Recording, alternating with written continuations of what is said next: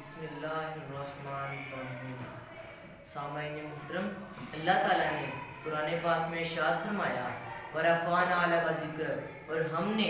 آپ کی خاطر آپ کا ذکر اپنے ذکر کے ساتھ ملا کر دنیا و آخرت میں ہر جگہ بلند فرما دیا ہے۔ یہ آیت کریمہ پیغام دے رہی ہے کہ ذکر مصطفیٰ کا بلند فرمانے والا اللہ، درود مصطفیٰ کا بیچنے والا اللہ، شان مصطفیٰ کی بڑھانے والا اللہ،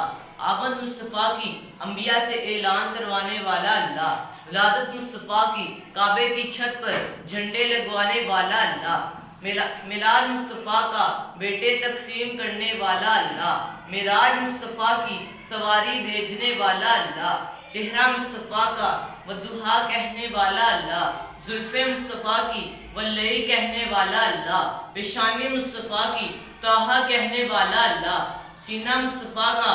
الم نشرح کہنے والا اللہ،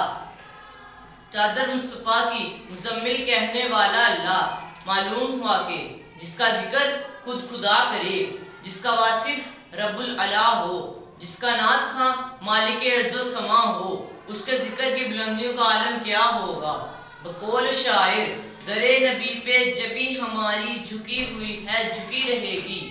ہمارے سینے سنہری جالی لگی ہوئی ہے لگی رہے گی،